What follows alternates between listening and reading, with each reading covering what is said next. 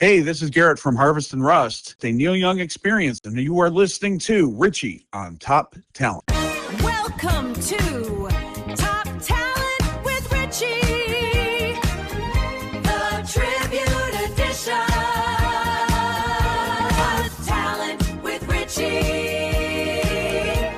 the Tribute Edition. Well, here we are again, Top Talent, and I'm here with a really top talent. The more I read about this guy and all the different bands and groups and everything that he's been in, he's a true, again, I coined this phrase, a true morphing musician, because he's been in so. Morning, how are you? I'm doing good, and we didn't explain what Shakedown Citi is. It is a tribute. Well, I say a tribute, but you're Jen Chadbourne, who's your marketing person, right?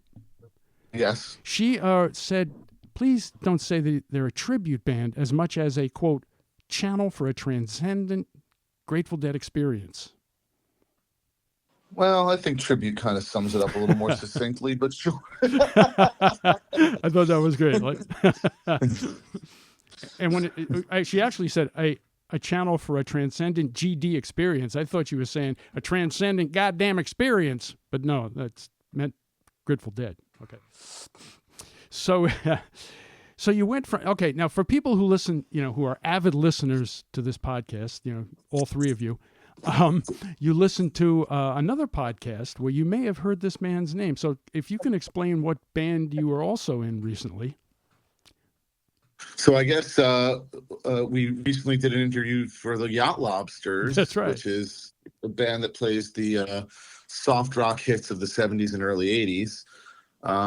Which is another band I'm in. Yeah, and both happen to be playing in the Albany area this coming weekend, depending on when you're listening to this, I guess. But Yacht Lobsters is going to be at the Co-Host Music Hall, and that's going to be this Friday. Correct. March 27th. And then Shakedown Citi is going to be at Lark Hall in Albany the very next day, Saturday, March 28th. Which is a little bizarre because I've lived up here almost 40 years and I've never seen the Lark Hall. I've never been to it. I thought it would be on Lark Street.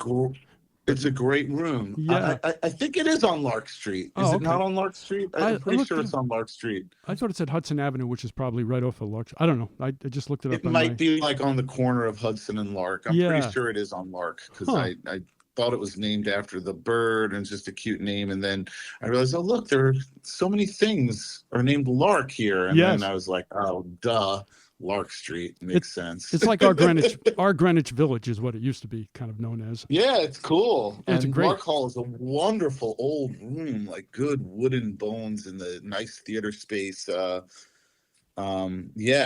a really, really cool old music hall. Definitely super awesome place to see a show. I played for about 10 years in a piano bar that was right across from the New York State Capitol in downtown Albany. So I know the area, but I don't know if that place was in existence back then. I don't think so. The Lark. I don't know. Maybe Maybe it was a different name, but it's definitely a great place and worth checking out. And it's going to be an amazing show. That's great. So the major question is, you've got to be more than just a little talented to jump from, one genre to another. And Yacht Rock is a little pretty far away genre-wise, or is it, from the Grateful Dead? Maybe not, because they played so many different genres, right? Is it a hard transition? Well, I would say, they are kind of concurrent, in that, I'd say they both kind of in the 70s and into the 80s, right? Yacht Rock music as well as the Grateful Dead. Well, there's not much crossover between the two genres. In a way, it kind of keeps me on my toes.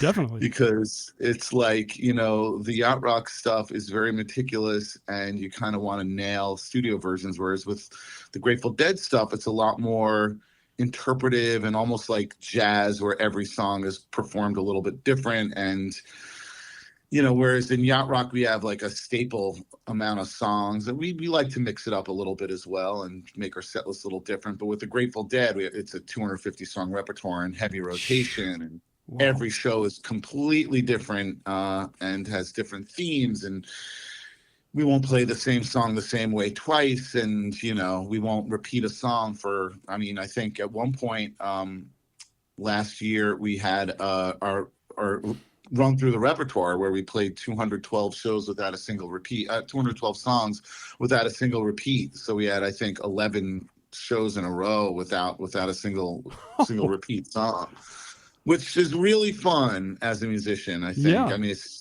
certainly challenging, and we like to challenge ourselves. We kind of make it more difficult than it has to be. But I'd say with both of these bands, they like scratch nice itches for me as a musician. Definitely. And they're both kind of the music of that I grew up with. I love the Yacht Rock stuff, but the Grateful Dead is definitely the music of my soul. Really? And the music that really, I mean, there was a stretch of years, like throughout my college years, where I pretty much only listened to the Grateful Dead. No kidding. Okay. So, I was wondering what your preference was. Okay. Being in college, that's always a big college band, big college group. What is the age like of the audience now to your shows? I know you were saying that with Yacht Rock, sometimes you'd look out in the audience and go, "Wow, I didn't know we are appealing to that group." Yeah, I mean, it's fun to see, the different age range that we get at Down City show, because we definitely have like the old hippies and who are like can be in their 70s and 80s, and right, the more contemporaries to my era that I would say in their like 40s, 50s, and early 60s. And then we have like another generation in there that I think is spurred on by a couple factors. I think kids are growing up with this music in their households, and it just becomes like part of their identity. And that's really great to see that the music's being passed on. And I think Dead and Company playing for the 8 years that they did with John Mayer really helped introduce a lot of younger people to the music. So I think it's great and it's healthy, and the music's so fantastic. So it's really nice to see that it's continuing. And especially now that we lost the icon, one of the final remaining stalwarts of this music, Bob Weir, obviously passed away recently in January. And his vision was for this music to continue for the next 300 years. So we're trying to keep that going. But the important thing to remember with this music, and kind of makes it different than almost anything else out there, is it's not just music. It's a subculture. Right. The people that are into this music are more than just fans of the music. They kind of have a whole identity around it, and a whole subculture that exists around the music. So that makes it even more important to continue the legacy. Mm-hmm. And it's something we don't take lightly. We really try to, I mean, there's a lot of Grateful Dead fans out there. There are, yeah. So, but I think there are remarkably few that have, full-time professional musicians. I think there's a lot of like, hobbyists and part-timers that have day jobs that kind of, wear the hat for a weekend once a month. And that's great. That's super important. But for the actual full-time professional musicians, there aren't a ton. And, the ones that are, I got to say, I mean, I feel a lot of them are really lacking the authenticity, because I think you either get like the true believer Deadheads with these smaller acts that might not be like full-timers. And then the full-timers, I don't think a lot of them, it's in their blood, like it is with us. I mean, everyone in Shakedown City are full-time professional musicians that toured with the Dead in the 80s and 90s, and saw Jerry multiple times and lived and breathed this music. But it's like, Graham Lesh, Phil's son, obviously it's in his blood, and he's fantastic. And like they recently had a series of shows at the Capitol Theater, 4 in a row, honoring the legacy of Phil Lesh. And they're all-star bands with amazing musicians, just who's who in the jam band world and beyond. And they're great, and they have great interpretations of the music, and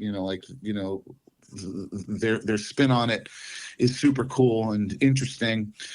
But the music's not the stuff that they grew up on and lived on, and it's just not in their blood. And I think It there's comes a through. place for that music, but I think that to find the level of musicianship with musicians that really really embrace every aspect of the music, for as many Grateful Dead bands as there are out there, there aren't that many. There are very very few of those that can meet that description. And that's why I never really wanted to start a Grateful Dead band, because even though it was the music that meant the most to me, it was such a saturated market, and I just didn't think that it would, be something that was viable. But the more I do it and the more I get into it, the more I see there's a real need for Shakedown City. You could almost say that about any of these tribute bands. If they're not into it, you think you can feel it from the audience side. I mean, you can look at their faces sometimes. Yeah, They look think that's bored true. or whatever. Yeah, you can't be bored. It's interesting. 'Cause I think most tribute bands that form, they have to be pretty big fans of the music to put themselves through that. Yeah. But the Grateful Dead's a little bit of an exception, because there's such a huge fan base, and it's, as I said before, a subculture, take advantage of. And it's millions of people whose hobby is to go out and see live music. So there's and they'll go out any day of the week, and they'll come to multiple shows back to back to back, because they know shows are all going to be a little bit different. They're going to hear different songs. Mm-hmm. And so I feel like for this in particular, there's a lot of acts out there that may not have loved the music or had it been in their blood, but they really saw an opportunity to capitalize. And that's not necessarily a bad thing. They play great music. J-Rad, Joe Russo's Almost Dead, which is probably the biggest Grateful Dead act out there now that Dead and Company is no longer. Those guys do a great take on the music, and they really take the music in a different direction. And they're all fantastic musicians, but I think they'd be the first to admit that they didn't really grow up with this music. It's Okay. not They're not the their age. first choice of what they wanted to listen to. Yeah, that's important. That's true too. And it's cool. Yeah. I mean, they're huge and they deserve everything they get, and they're fantastic musicians. But there's if you ask my opinion, there's a little bit of an authenticity that they're just not, and it's like you can't go back in time and live 4 or 5 years where you're just obsessed with Jerry Garcia and seeing him live is every chance you get. You've either done that or you haven't. Right. You And can't. there aren't that many left who have done that are in a professional music situation. So that's why I think we have a pretty good thing going here, and definitely worth checking out. It really sounds like it. It sounds you're really into it. This is something that crossed my mind too. In today's world, people don't even buy. Well, maybe it's changing, and people are starting to buy albums again. But there's been a long time where you don't. You just go to your whatever Apple Music or Spotify or whatever, and you hit a song, and then if you don't like it, you go to another song. You go to another song. Do you think if the Grateful Dead had started today, it would have completely? I mean, they've had a hard enough time getting on commercial radio, but even on these, Apple Musics and so forth, do you think people have the tenacity? Well, I mean, I would say that for this type of thing, people do tend to have a longer attention span. All our shows, full length shows, are available on archive.org. And people listen to full shows, not just full songs on that platform. Mm-hmm. And we have about 160 shows up there, and we have a number of live shows on Spotify. But I think the jam band fan is looking for more than a quick fix, and that's kind of like, whereas people still stream and listen in 5 seconds of something or 20 seconds of something. If people really want to dig in, I think they're going to find they have a little more attention span for this type of thing. And of course, it's a live thing, so Right. Going out and seeing the band live is kind of where it's at. And yeah, 5 minutes would be one of our shortest songs in a set. Normally, we can go anywhere from like 8 to. We have some versions of we do the full Terrapin Station suite, and that clocks in at over 20 minutes. So well, it has many different movements within Right. it, but yeah, Amazing. we do some Eyes of the World jams that go 17 minutes and go into some pretty progressive stuff at the end. So yeah, but interesting thing you bring up is like like in this day and age, how would the Grateful Dead were an anomaly even in the 70s. They really didn't sell too many albums. They weren't a studio album type of band. In fact, most Deadheads, including myself, I don't even know some of the studio albums, and I'm as rabid a fan as you can get. We're playing a song this coming Wednesday called "From the Heart of Me," which I had never heard before. It's on one of their studio albums because they just didn't play it live. So if they didn't play it live, I mean, I was getting my music from bootlegs, people that recorded shows, and then we traded cassette tapes if we had a certain show. Yeah, that was a big thing. That's how we got our music. Sure. So if the Dead were around today, I think a lot of it would be like kind of this sharing of shows. That's who the hell knows? Right. I guess I don't think it would be dictated by an album or a studio or right. Who knows where social media. I think what I really meant to say was to take, when people listen on radio, the whole point of radio, I guess, is to take a casual listener and get them to like the song by playing it and playing it and playing it and playing it, right? Where with the Grateful Dead, their music isn't packaged in a way to be played on. It was never packaged for commercial radio. They only had one hit really on commercial radio. It's not because they weren't any good. It's just the songs were too long or whatever, or didn't fit their genre that the station had, Yeah, I wonder, why some of these songs didn't have more commercial success, especially like some of the stuff on American Beauty and Workman's Dead seemed like it should have been as good as whatever else is being put out there in radio land. But they had their own model that worked very well for them and wound up becoming something that has endured, more than just about anything else, maybe with the exception of the Beatles. I don't know, and Paul McCartney loves them. Paul McCartney has a lot of great things to say about them, right? Yeah. I mean, it's a super unique format, and yeah, I mean, I think also just like when you went to a Grateful Dead show, you never knew what to expect. Yep. Because it could have been, they never did the same show twice. And I think that's what keeps the fan base going. And that's something we embrace, that's another thing. Like, I think I'm a pretty good musician and, decent singer, good band leader, but I think the thing I do best is make Grateful Dead set lists. Right. Okay. Well, that's important. You gotta I come up with some really cool stuff. And, the one in Albany on March 27th is no exception. Sorry, March 28th. I got to get my dates right. March 27th. This is the Yacht Lobsters and co-host. And March 28th is Saturday night at Shakedown City at Lark Hall in Albany. And I'm going I don't usually give too much information about set lists because our fans usually like to be surprised. Yeah. But I'm going to give an exclusive. Oh, good. For this. I love it. For this podcast. Thank you, sir. Maybe we'll intrigue some people. Yeah. And, it'll be a little bit of a spoiler alert. So if you really don't want to know what's happening, you can forward this part of the podcast. But without getting too specific, this particular show happens to be the day before Palm Sunday, which is Sunday, right, March 29th. Now, Jerry Garcia recorded a song called Palm Sunday, which is little heralded. It's never played by the Grateful Dead. It was only played by the Jerry Garcia band a handful of times. But what a beautiful little sweet song. It's about 2.5 minutes long, and it's about the sweetest song you've ever heard. It's called Palm Sunday, and it's a duet with him and the female vocalist in his band at the time. It was also the female vocalist for the Grateful Dead, Donna Godshaw.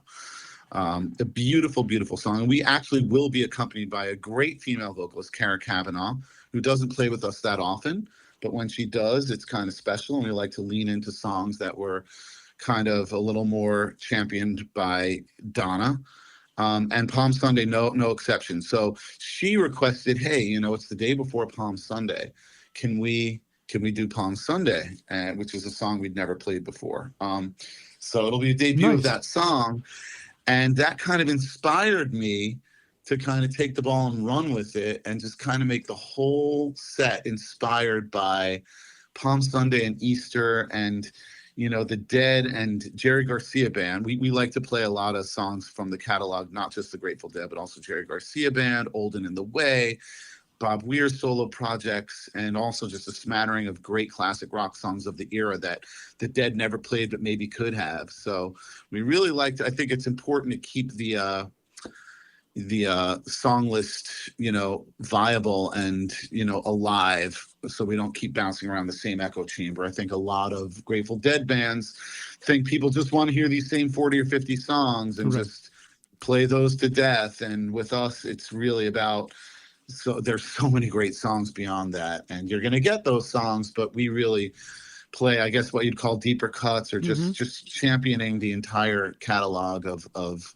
not just the Dead but the affiliates, and I think that makes us real special. So so in this particular show, we're doing a Palm Sunday Easter themed show, and within those catalogs there's so many great songs that reference the Bible and gospel hints, and I think within that genre it's a really free improvisation with that type of gospel feel is a beautiful thing. And nice. That's going to be the focus for the show on Saturday, March 28th. When you come to Lark Hall, you're going to get a lot of this, grateful gospel type of vibe. That's really great. And you've never done this before. You've never done this kind of set before. This is first, yeah. So that's the beautiful thing. And it's really what excites me so much. One of the things that I happen to play with some of the best musicians I've ever played with. And that's exciting, especially with this kind of music where it's so improvisational, and at any given day, not just within the songs, but within, like not just the song selection, but the instrumental passages can go in so many unexpected ways, because this music, just like jazz, is only as good as the musicians that play it. And we have such great musicians, with my years as a musician for 30 plus years playing professional music, these guys and being able to play improvisational music with them is so exciting. But that's such a fun thing in that, we can make these set lists that are totally unique, but also never existed before, and make every show just a total different gem. So the Lark is going to be a totally unique thing. We've done some fun things. We did like a palindrome show for an entire set where the first song, the second song, third song, and leads up to the sixth song, and then it goes back through fifth, fourth, third. So the entire thing is one big segue with no breaks in the music. And the first song is the last song, the second song is the second to last. So we've done some really cool things like that. There's just a lot of fun you could have with the set list here. And the one at Lark Hall is the one I'm really looking forward to. It's never been done before, as far as I know. And that's great. It should be a really, really fun show.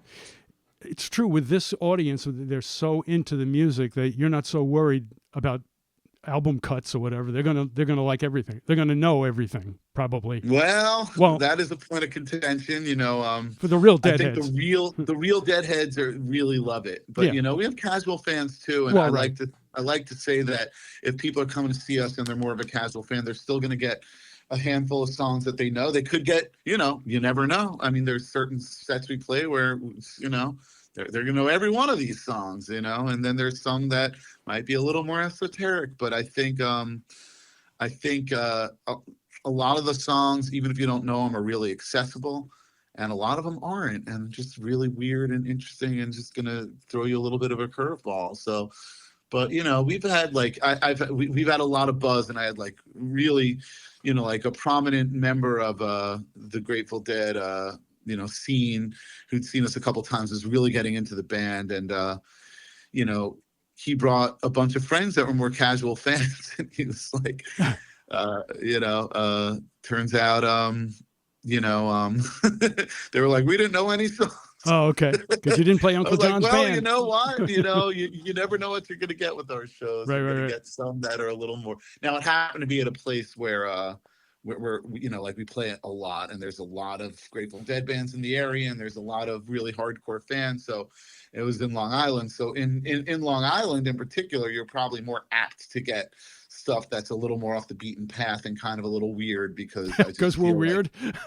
Well, we are weird, but it's definitely a little more of a saturated market where every band plays Scarlet Begonias every single time. Right. So we try to make it a little more interesting for shows like that. But that's the nature of the beast. And I don't think I'm gonna apologize for being a little more, esoteric or Yeah. interesting, No, that's but great. Keeps it interesting yeah, for you. Now, yeah, for sure. where are you from? Again, I'm from Long Island. I think I told you, way out in the eastern end of Long Island. I was just interested to know. Did you say you're from Long Island originally? I grew up in Long Island. I grew up in the Huntington area. Oh yeah, my wife's from Um, Green Lawn. yeah, well, yeah, it's a great Grateful Dead bar in Greenlawn called Bo's Bar Oh that yeah, gave us one of our starts there. no Yeah. kidding. I'll have to ask Uh, about that. Yeah, yeah, that's something. and yeah, I've lived in New York City for a very long time now. Nice, nice. Now here's something I was messing around with in the shower when I thought about, like, what could the music business and maybe either and other bands learn from the Grateful Dead? And I was thinking about this one. I think the Grateful Dead. Oh, sorry, go ahead.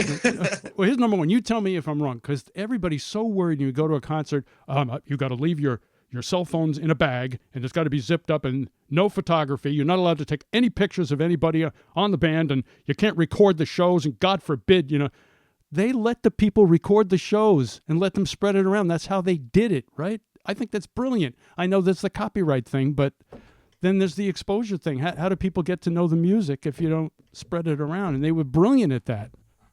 Yeah, well, they were way ahead of the curve Yes. as far as that goes, because they were basically giving it away for free for the most part, which Right. totally bucked every trend of Yes. the music industry at the time. They didn't sell out. I mean, they sold out, and they were still one of the biggest bands in the country. But they made their money through live music, and that's what we've become That's in this right. day and age. People get everything for free now, Yep. and the only way you really make money in the music industry is playing live. Yep, not from So, radio. That's so true. yeah. Yeah. I mean, I shouldn't say it's the only way. There's other avenues for sure, but No, that's the biggest. that's become the business model. That's the business model I've been embracing for a while. I'm pretty much a live musician, and I had a great original band that I really tried to get going for a while, but and we had a great run, but it's called Brother Josephus and the Love Revolution, and fantastic original music, but trying to get people into original music's difficult in and of itself. And I found pretty quickly that you make your money playing live, and that's the Grateful Dead, they were all about that. And it was a thing where they encouraged their fans to record their shows. They did not mind people, and that really started the whole subculture right there, where people were trading tapes. And I was at that show. I got a recording of that show from somewhere, and you'd meet with other Deadheads and set up your tapes, and you would literally exchange your tapes. Although the only That's difference when how I we did think it. about it, though, back then you'd exchange tapes, and that would be the end of it. The only person that would get the music that you had would be the people that you shared it with, versus today you go to a concert, you record it, and you put it on social media, and everybody will have your song forever. That I can understand them being a little more protective of the music now, right? I guess. Yeah, I guess. I mean, I record all our shows and get really good audio, so and then post that on archive. So I prefer people to listen to our recordings, because they're going to be higher quality. But more and more people are recording shows and posting them, and that's all good. Yeah, it depends how you look at it. Now, here's another thing I think the music business can learn is that there's really, if you listen to every Grateful Dead song I've listened to, there's no need to auto-tune. Auto-tune would have killed them. They weren't the greatest harmony band. I mean, I'm going to be honest. If you listen to every one of their vocals, they're not hitting every note exactly right. And who gives a damn? That was their beauty, is that they sounded like a jam band, like an unproduced jam, unproduced music, versus today where everything's got to be a perfect, Warts and all, right? Warts That's and all. like the thing. They had a lot of clams. They had a lot of flubs. They sang off pitch. Yeah. They forgot lyrics. Yep. And some nights they were god awful. But when they got it together, and when they were at their peak, no one could touch them, and people embraced the warts. I mean, at a funny moment, we were playing the bitter end, and I was singing the song "Throwing Stones," and I'm off book. I don't have an iPad. I have every single song in my head, and I sing all the lyrics to 250 plus songs and all the Yacht Lobster songs. It's just Really? off my head, and I'm pretty good at it. But I would say I was singing the song "Throwing Stones," and that's kind of tough on lyrically. A lot of lyrics, and I forgot a line, and just I didn't sing anything. And man, I probably got the biggest applause I've ever gotten in this band for forgetting that line. People just loved it. Yeah, people love it. They love to see that you're human up there, you know? Yeah, it's interesting. Richie will be back right after this. And if you don't stick around, he'll be pissed. I hope you're enjoying this little chit chat, talking about another great tribute act in the capital region that's coming here or has been here. But this is not the only game in town. I have interviews on my podcast, you know, the one you're on now, Top Talent with Richie, which you can find wherever you get your podcasts, with the following tribute bands and artists: Journey, Johnny Cash, Olivia Newton-John, The Fab Four, John Denver, Neil Young, Billy Joel, Elton John, Joni Mitchell, James Taylor, George Jones, Cher, Judy Garland, the Yacht Lobsters, and Shakedown Citi, the Grateful Dead tribute. Wow. So pick your favorite artist and go and check out these past interviews. I had a great time doing them, and I'd love to share them with you. Please subscribe, leave a comment. I'd love to keep this whole grand experiment going, paying tribute to tribute acts. And yeah, it's like, you know, I think to your point, you know, the Grateful Dead in particular, you know, where we not only, you know, don't mind, we embrace the foibles in order to get to these gems, these moments of pure transcendence. Sure. And you kind of can't have one without the other. And, you know, it's not just tolerated, it's actually celebrated. And that's that is a lesson to be learned. Not that we try to hit too many clams or sing off pitch. But, you know, the nature of this music, I would also say, when you're taking risks and you're not repeating a single song for 12 shows, and you're embracing a 250 song repertoire, it's going to happen. You're going to have stuff that's not quite 100% polished, and that's part of the beauty. And that's what the fans really, really like. So, you know. So you're telling me that everybody in this band, they're good enough musicians that you've never had music for any, and there's no sheet music involved. Everybody's ear trained, right? Or are they? Yeah. I mean, some people may peak at a chord progression. I don't. But I'll say, you know, whereas I think I'm the only one that's stupid enough to be off book for 250 songs, all 250 songs. Yeah. How can you expect everybody to do that? My God. No, and that's the way. I mean, you know, the Grateful Dead, you know, Dead and Company, they're playing the last 10 years. I remember famously, John Mayer's teleprompter malfunctioned during a song, and they just stopped playing the song because there was nothing to be done. He did not know the words to Crazy Fingers, and it's not gonna happen in the moment. But I will say, you know, we are good enough musicians, and this is something that's kind of interesting. And I don't know if it's necessarily something to be proud of, but it is something that is exceptional. This band has never had a rehearsal. Never had a with the 250 songs that we've played, and some of them are quite complicated. We have never gotten all 5 guys in a room and rehearsed a song. That is bizarre. Not once, not one. I think once 3 of us got together to work on some vocal harmonies, which quite honestly, you know, we could stand to do that a little bit more. We'd be that much better if we did. You know, I don't think we'd be any worse if we rehearsed. I think we'd probably be better. So I don't know if it's necessarily something to be proud of, but it's definitely something that's remarkable. Do you even live in the same area? Yeah. Well, I live in Manhattan, and 2 of the guys live in Brooklyn, and one of the guys lives in Queens. The other guy lives in Long Island. So we could get together and have rehearsal. If we have a new song that's particularly complicated, we'll usually get to run it once at soundcheck. You know, but yeah, we recently did a song, and this harkens back to these really cool set lists. We're sitting at about 230 songs in our repertoire, and just for no good reason, and just to challenge ourselves, we played a show at the Talcott Mountain Reserve in Simsbury, Connecticut, about a month ago, where the entire first set were 10 songs that we'd never played before. Amazing.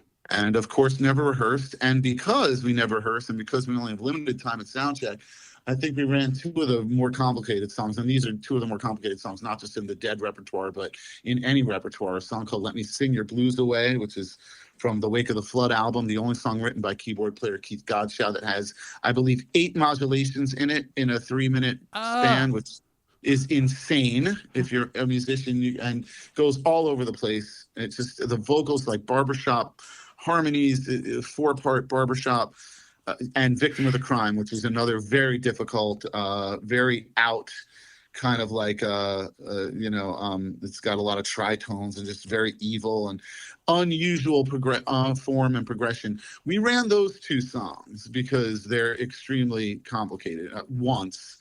And then the other 8 songs literally not only didn't rehearse, but we played them for the first time in front of a crowd of about 220 people. Why? Because we're just gluttons for punishment, I guess. But honestly, I listened back to the show. It sounds great. There's something about the spontaneity and the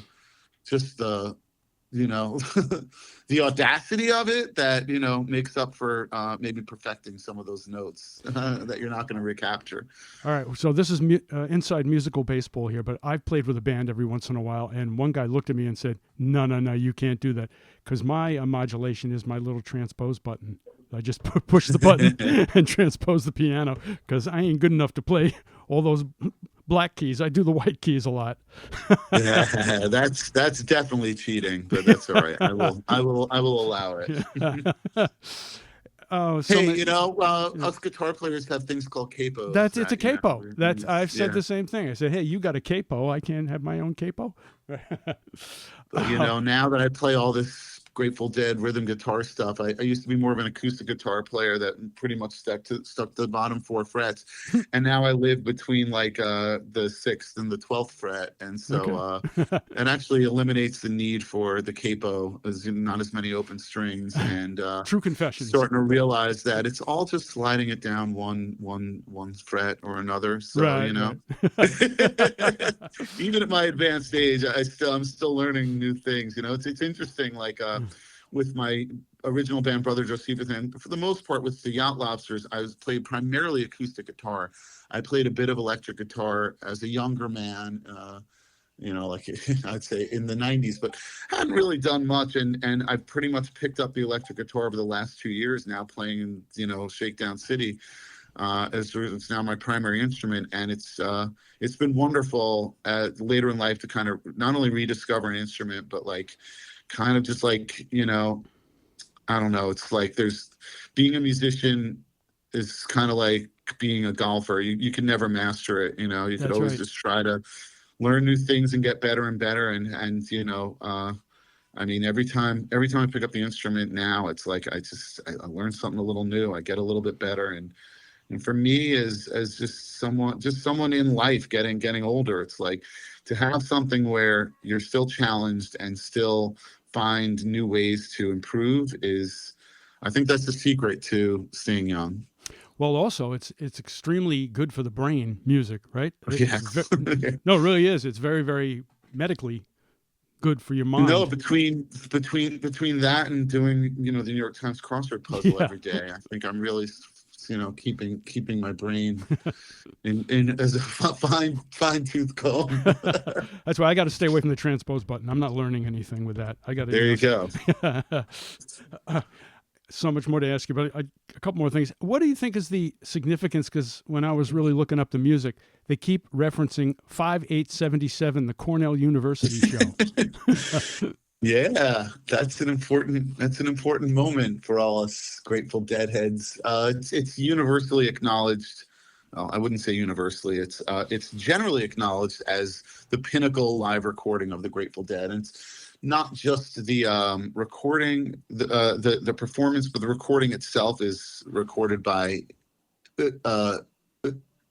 Betty Cantor, who was a sound engineer for the Dead at the time. It's a Betty board, which she produced these soundboard recordings, and it's known as the quality of the music. So remember, we're all trading these these tapes Right, that cassettes. sometimes are recorded by someone in the audience. They can hear the guy next to you shouting as Right. loud as you can hear the band. And in the midst of trading all these tapes, we get this pristine soundboard recording that sounds almost like an album. And I think that had a lot to do with why 5877 is such a big deal. It sounds amazing still to this day.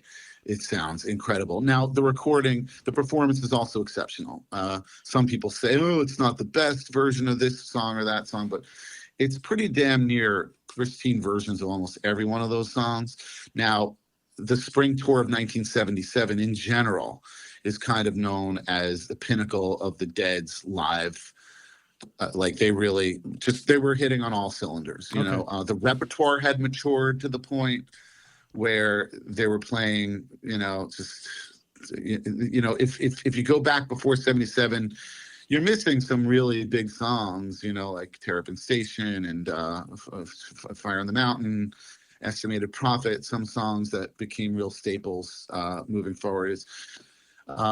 And so I just think the repertoire, the where the band was, their performance, that entire spring tour, you can go back to any one of those shows in the spring of 1977 and make an argument for why you may like it better than 5877, and really throughout all of 1977. It's probably my favorite year. I love 74 too. I like the late 80s for the repertoire and for some of the jams, and just the concert format and it was also my era, so I have an affinity for that. But Jerry's voice got pretty brutal from show to show. He was, he was a chain smoker, and had a lot of. He lived a lot of life. When he died, he was 53, and he looked like he was 73. Yep. But in 77, he was in peak form. His voice was pristine. I think so. My answer to why 5877 Cornell is such a hallowed date. I think those are all the things. I do feel like 1977 was the pinnacle in many ways. I think they were in peak form. His playing was great. His singing was great. The repertoire was great. The recording is special. I think there's a reason. I think there's a good reason why 5877 is put up there as like the finest moment of the Grateful Dead. Although you can have endless debates as to why it's not. I just gave you the reasons why it would be. Now, are you? I would assume that a lot of the Deadheads are audiophiles in terms of they'd be listening today and go, "We don't like this digital stuff. I want to hear an album. I want the analog recording of that." Are you like that too? When you listen to this stuff, would you listen on Apple Music? Because it's so crisp and clear to me on Apple Music. But I think as Deadheads, we just want really good quality recordings, and we've never really cared where we've gotten it from. Okay. There's a great app called Re-Listen that pretty much has every Grateful Dead show that the Grateful Dead ever played, with multiple recording sources for each, including soundboards and audience. And it's a great use of technology. Archive.org also does a great job with that. Most of the stuff on Re-Listen is from Archive. So I think when that came about, it was a hallelujah moment for Deadheads, and the stuff on Spotify and Apple Music is really good as well. Sirius Grateful Dead channel is awesome too, although I just think the sound quality on the satellite is a little lacking. Yeah, I agree. In general, if you A/B something you hear there with something you hear on another source, I think you'll find that it's lacking a bit. But that said, having a 24-hour channel that plays a different Grateful Dead show every day is another hallelujah moment. So I don't think Deadheads are put off at all by the technology. Mm-hmm. I think if you're a real audiophile, more and more you're like getting access to like some of these soundboards that you might not have been able to find as easily before. So I think technology in general is a great boon for the audiophile that loves the Grateful Dead. And just having multiple sources where you can get, all this music is great. I mean, you can find Shakedown. We take our recordings really seriously, and I do all the mixes personally. Oh, nice. Which Oh, is, wow. I have no free time and no life anymore, but we have really good sounding recordings of 150 plus shows, which you can find Yeah. on. How do you find it? You can find it on Archive. You can find it on our website. You can find it on Spotify. You can find it on Apple Music. Oh, really? Okay. You can find it. I mean, not all 150. The ones on Spotify and Apple Music are a little more curated. The ones on Archive is pretty comprehensive. You can go YouTube. You can go to our website. Find us on social media, Shakedown Citi. That's Citi, CITI, City with an I.com. And you can find our music all over the place, just like you can with the Grateful Dead, and you can get full shows across the board. Yeah. And what I'm trying to do also is I have my top talent.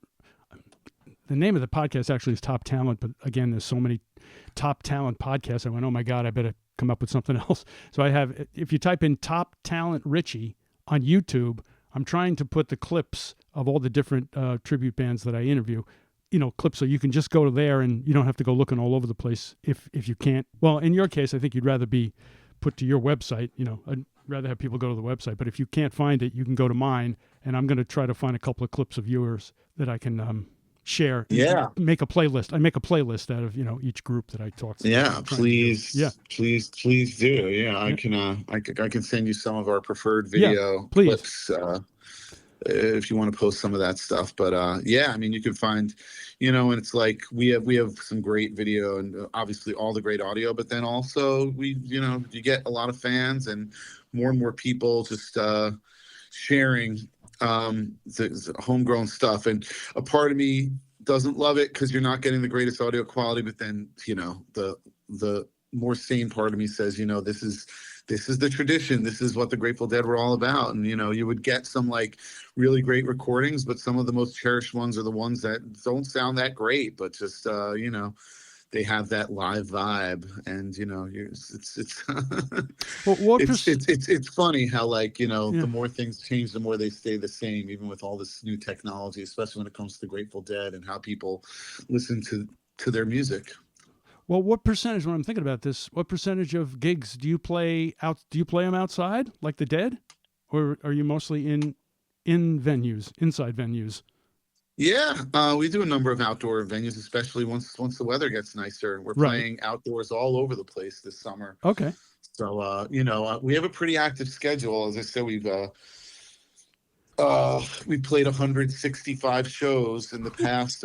Figure about 160 shows in the last 2 years. So we're averaging about 80 shows a year right now. And that's probably only going up. We're doing national tours now. We're going down to Jazz Fest. We're heading down to New Orleans and back. That's happening in a month. So we'll be at the Howlin' Wolf at Jazz Fest the first Friday of Jazz Fest week. That's April 24th. That's 1 month from today. That's my birthday. Well, happy birthday. If you're going to be in New Orleans, we'll sing you a New Orleans style happy birthday. But I know a lot of people from all over the country travel for Jazz Fest. So it's a great way to get our stuff on a little bit more of a national level. But yeah, we're playing outdoors all over the place. Wow, that's great. Yeah, you got to do that if you're the Grateful Dead. I mean, to really get the experience of Grateful Dead tribute band. Well, David, I really appreciate it. Again, this is the second time I've had you on. Now, any other bands you want to come on with, let me know, because I'm open here. Yeah, I think we'll stick with those two for now. Okay. But thanks for taking the time, Richie, and thanks for having me. And Shakedown Citi, that's City with an I. You can see on our website is shakedowncity.com. Yep. And all the socials at Shakedown Citi. We'll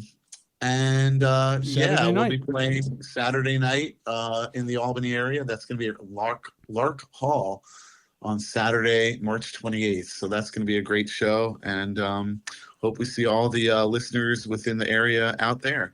We'll also be just not too far away. We're going to be at the Bearsville Theater on in Woodstock. Oh, New York. Really? That's on June the 5th. That's another place I've never been to. I really always want to go down there. That's a great venue. Yeah. Really? You would love that one. Yeah. It's got a lot of And not too far away, we'll be in Syracuse at the Westcott Theater on April 10th.